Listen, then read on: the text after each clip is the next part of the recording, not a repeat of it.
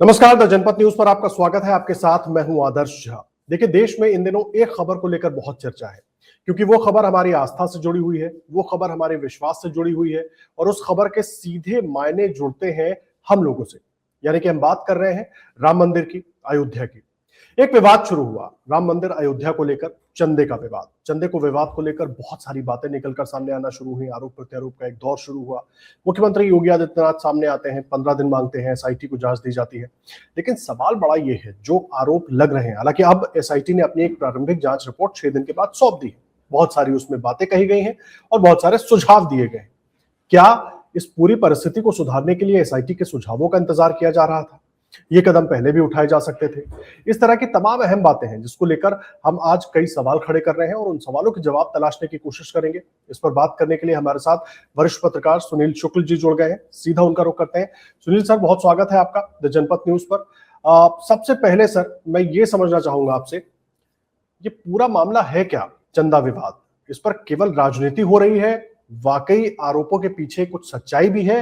और अगर है तो इतनी बड़ी चूक कैसे होती रही, और वहां उस अयोध्या में जो ऐसा भी नहीं कि किसी की नजरों से दूर है, हमेशा लाइमलाइट में है?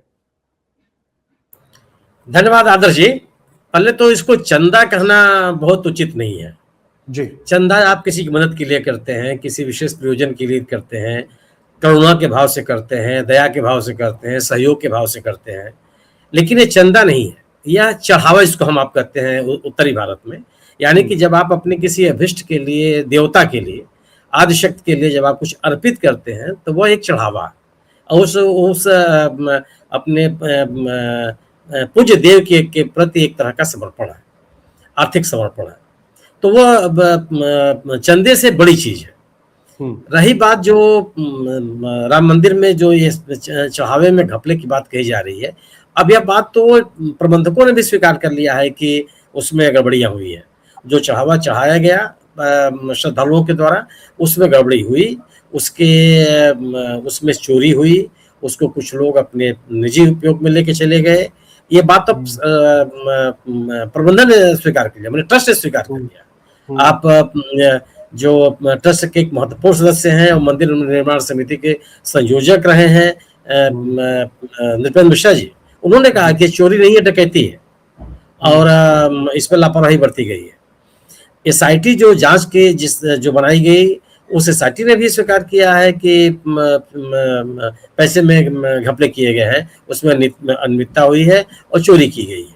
तो अब यह तथ्य छुपा नहीं रह गया, या कोई आकलन का या कल्पना का विषय नहीं है कि जो लोगों ने पैसा चढ़ाया उस पैसे का बंदरबाट हुआ है।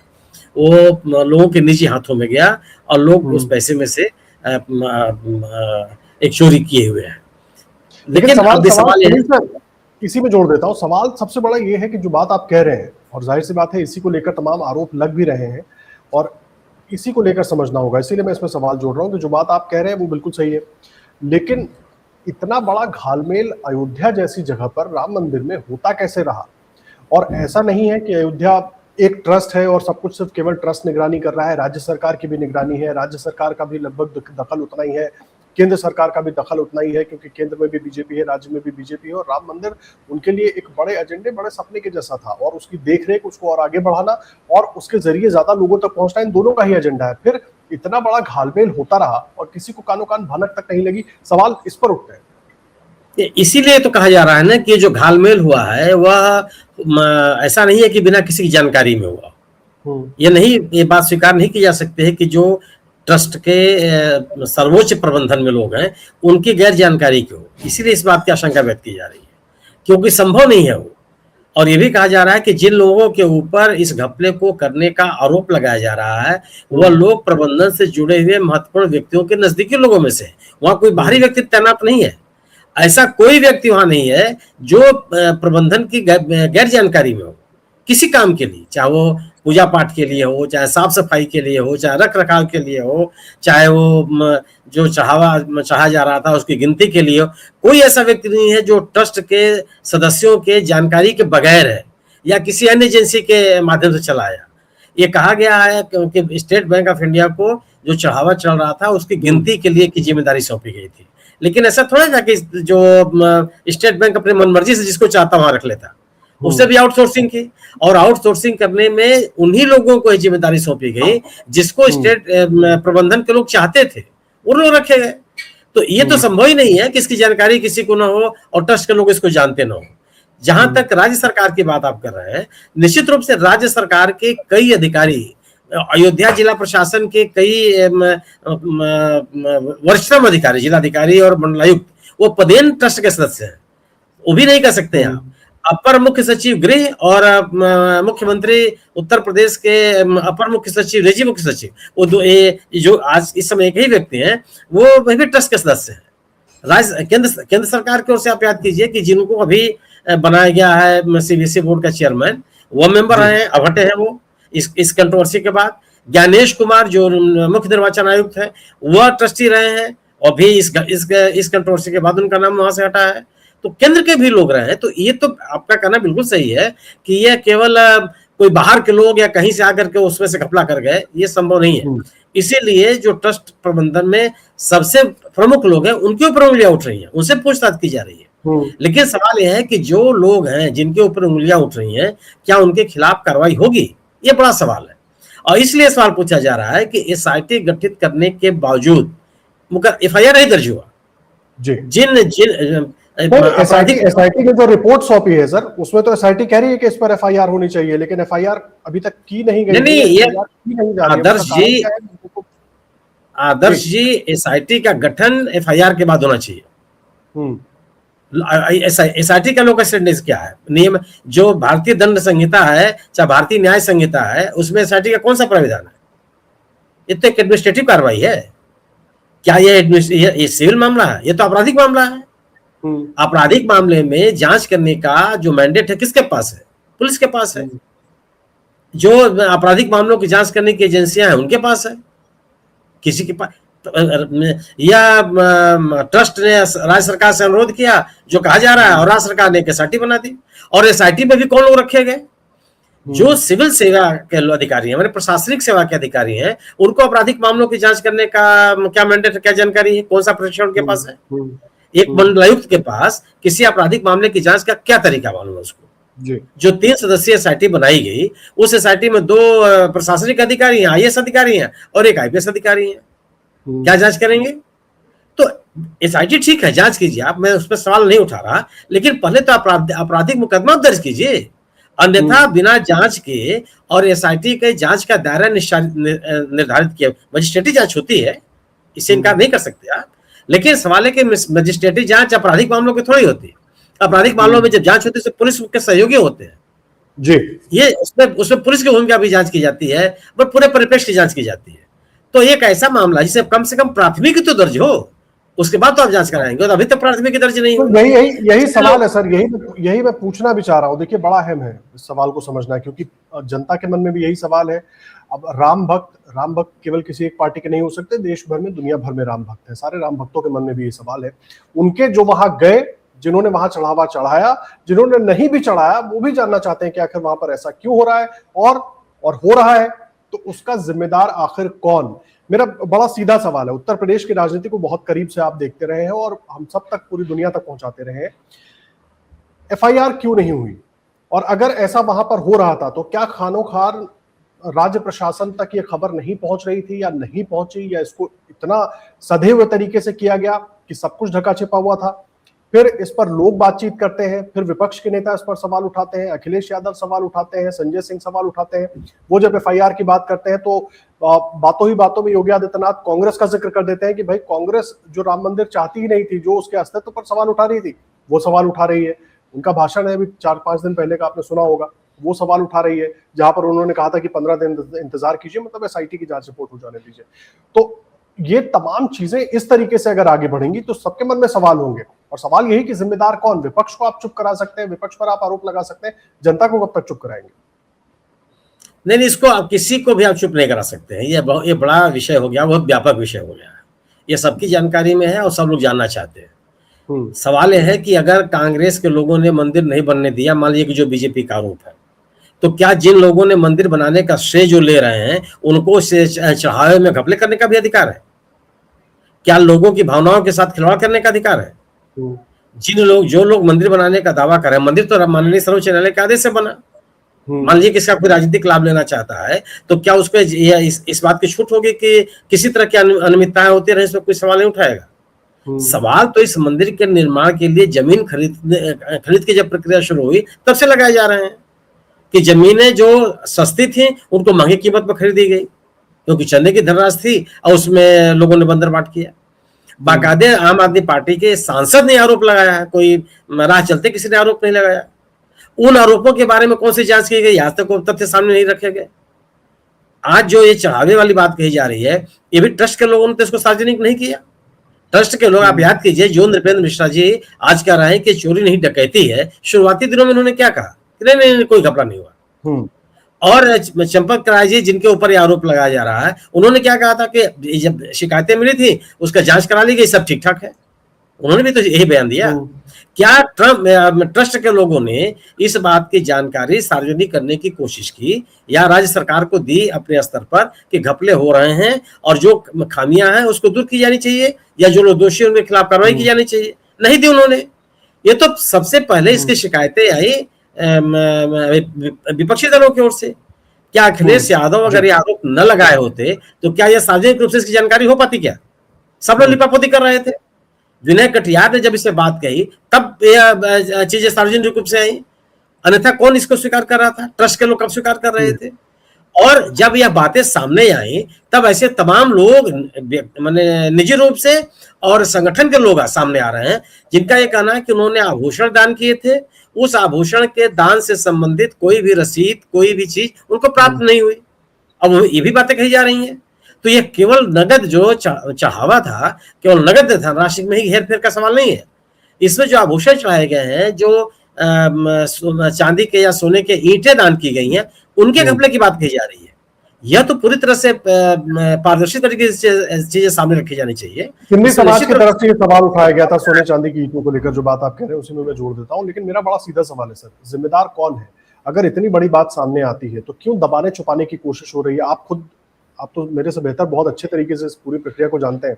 आपने खुद कहा एफआईआर होनी चाहिए, एक तो अभी तक एफआईआर नहीं हुई। अभी हम एसआईटी जांच की बात कर रहे हैं, 15 दिन की एक घुट्टी पिलाई गई, अभी 6 दिन हुए हैं, जांच रिपोर्ट आई है, उसमें एसआईटी भी कह रही है एफआईआर होनी चाहिए। एक दूसरा, जब ये पूरा मामला खुला, सामने आया, अगर नौबत एसआईटी की जांच तक आ ही गई तो सबसे पहले आपको ट्रस्ट को भंग नहीं करना चाहिए था, चंपत राय को पहले हटाना नहीं चाहिए था, किसी न्यूट्रल व्यक्ति को बैठा के फिर जांच आगे नहीं करवानी चाहिए थी। यही बिल्कुल आपने सही कहा, यही तथ्य है कि और जांच की सामान्य प्रक्रिया है।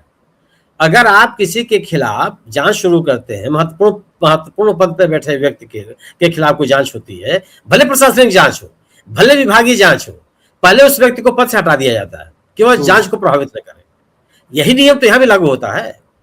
ट्रस्ट के लोगों के खिलाफ यह जांच है, तत्काल प्रभाव से ट्रस्ट को भंग कर दिया चाहिए था या इन लोगों को ट्रस्ट से अलग कर देना चाहिए था। ये भी नहीं किया गया। जी। उन लोगों का नाम तक ट्रस्ट के लोग नहीं ले रहे हैं। जिन लोगों के खिलाफ उंगलियां उठ रही हैं उनको ट्रस्ट के लोग ये कह रहे हैं कि नहीं, ये तो इनका अतीत बहुत ही पाक साफ रहा है, इतने समय तक इन्होंने किया, उतने समय तक उन्होंने किया।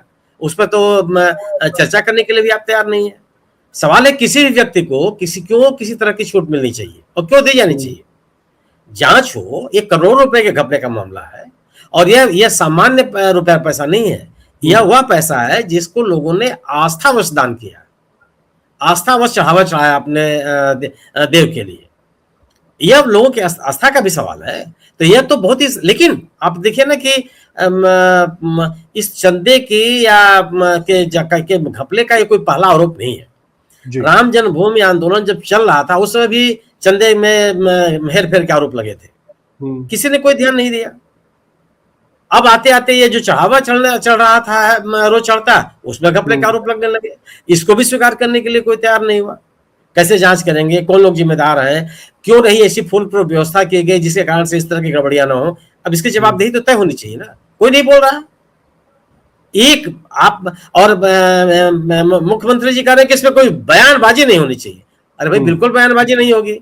आप जांच इस तरह से कीजिए कि लोगों का उस जांच की प्रक्रिया में विश्वास हो, पारदर्शी तरीके से जांच हो, जो तथ्य हैं वो सबके सामने आ जाए। कोई बयानबाजी नहीं करेगा।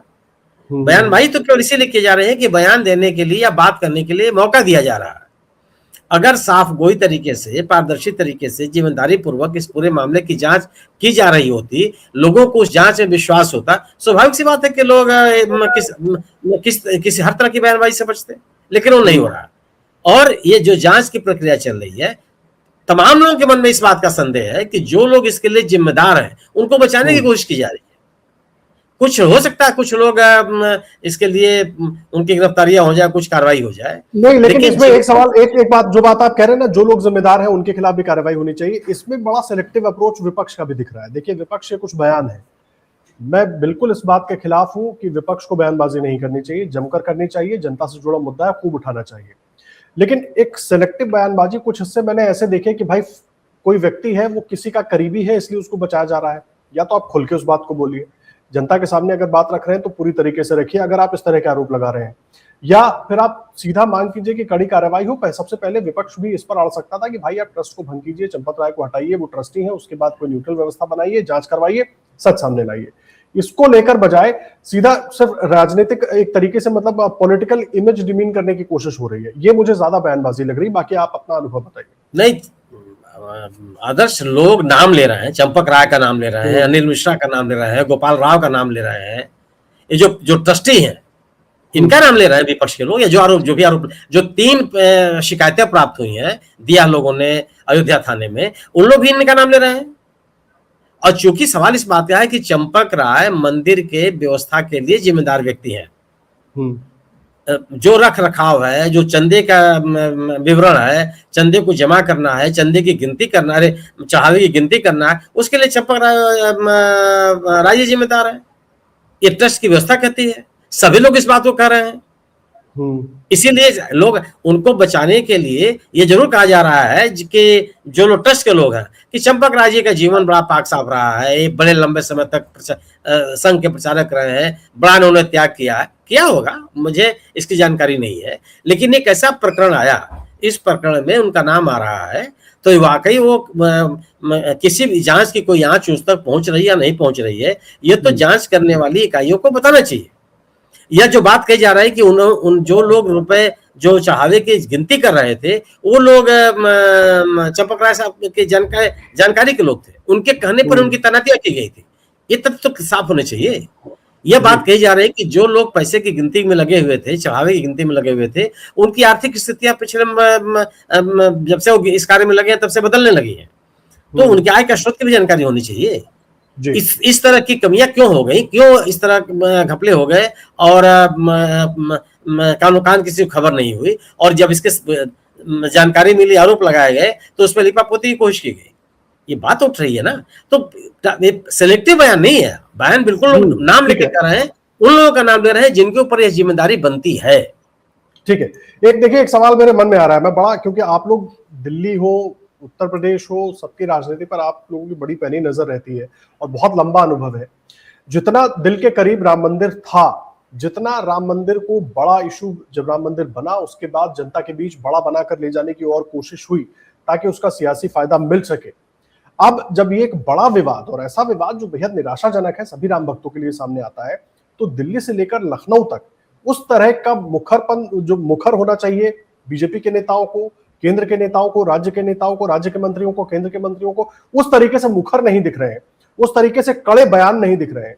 बयान ये दिख रहे हैं कि हाँ भाई कार्रवाई करेंगे, मतलब एक तरीके से लीपापोती टाइप लग रहा है शायद, क्योंकि विपक्ष ऐसे ही आरोप लगा रहा है जो हम कह रहे हैं। तो उस तरह के बयान क्यों नहीं दिख रहे हैं सर? वजह कहां पे फंस, मतलब कहां पर पेच फंस जा रहा है इस पूरे मामले में?